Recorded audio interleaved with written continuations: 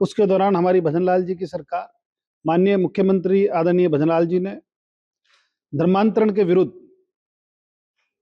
Bill विधानसभा में पास हुआ था और विधानसभा में बिल पास होने के बाद हमारी राजस्थान सरकार जहां जहां भी जबरन धर्म परिवर्तन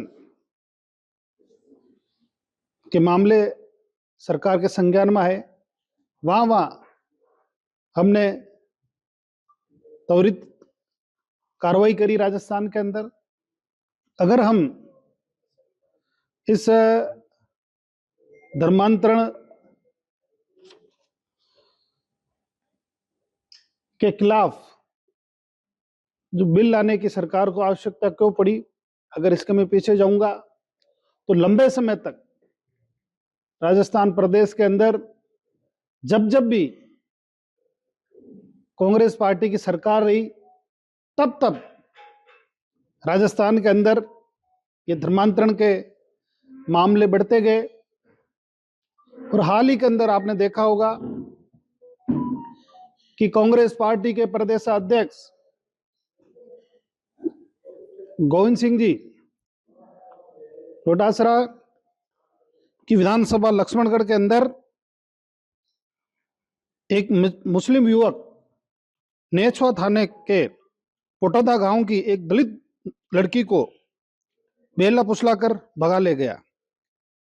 इसका प्रकरण पुलिस में दर्ज है और पुलिस कार्रवाई कर रही है।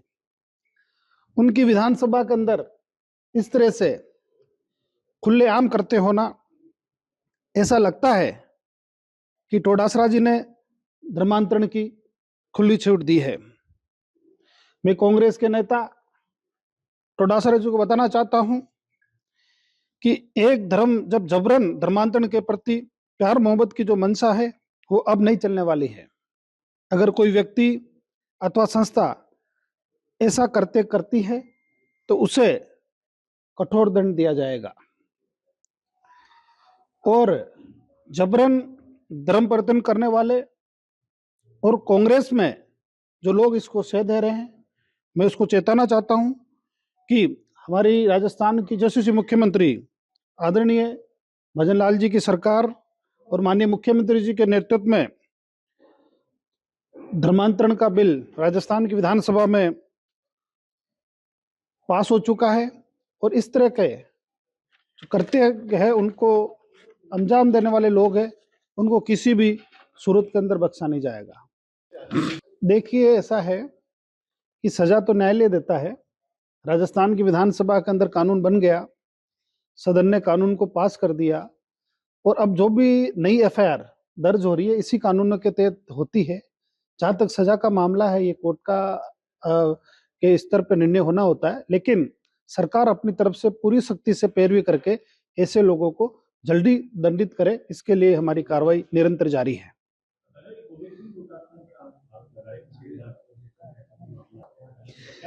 देखिए, ऐसा है, मैंने जैसे पहले भी कहा था कि राजस्थान प्रदेश के अंदर जब जब भी कांग्रेस पार्टी की सरकारें रही है, तब तक इस तरह के मामले आम बात हो गई। इस तरह के मामले भारत में अगर आप पुलिस के आंकड़े उठा के देखो तो इस तरह के मामले आपको कहीं अधिक मिलेंगे। और हाल ही के अंदर कांग्रेस के प्रदेशाध्यक्ष गोविंद सिंह डोटासरा जी की विधानसभा के अंदर खुल्लम खुल्ला एक मुस्लिम युवक ने एक दलित बालिका को जबरन धर्म परिवर्तन करने का मामले सामने आया है।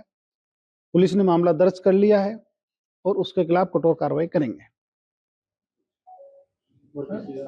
तो जेल जाए या फिर राज्य से बाहर चले जाए, ये हमारी भजनलाल जी सरकार का दृढ़ निश्चय है। और अवैध धर्मांतरण पर हमारी जो सरकार बिल लाई उसके बारे में बताना चाहूंगा कि न्यूनतम 7 वर्ष और अधिकतम 14 वर्ष तक का के कारोबार का इसमें प्रावधान है और 5 लाख तक के जुर्माने का भी प्रावधान रखा गया है। और इस कानून में गैर जमानती धाराओं का प्रावधान किया गया है। और अगर नाबालिग, दिव्यांग, महिलाएं, एससी, एसटी वर्ग के पीड़ित के विरुद्ध ऐसा कोई अपराध करने पर न्यूनतम 10 वर्ष और अधिकतम 20 वर्ष के कारावास और न्यूनतम 10 लाख रुपए के जुर्माने से दंडित किया जाएगा। और सामूहिक धर्म परिवर्तन पर न्यूनतम 20 वर्ष और अधिकतम कारावास की सजा और न्यूनतम 25 लाख रुपए के जुर्माने का प्रावधान इसमें रखा गया है। धर्म परिवर्तन करने वाली विदेशी संस्थाएं वे अवैध संस्थान से धन प्राप्त करने पर न्यूनतम 10 वर्ष और अधिकतम 20 वर्ष के कारावास एवं न्यूनतम 20 लाख रुपए के जुर्माने का प्रावधान रखा गया है। भय बल विवाह का वादा, बाल विवाह, अवैध महिला व्यापार जैसे अपराधों के लिए 20 वर्ष व अधिकतम आजीवन कारावास व न्यूनतम 30 लाख रुपए के जुर्माने से दंडित किया जाएगा। इस तरह से इस कानून के तहत अलग अलग धाराओं में अलग अलग कठोर सजा और जुर्माने का प्रावधान रखा गया है। तो आपके माध्यम से मैं बताना चाहता हूं कि ऐसे कृत्य को अंजाम देने वाले लोगों को सावधान हो जाना चाहिए।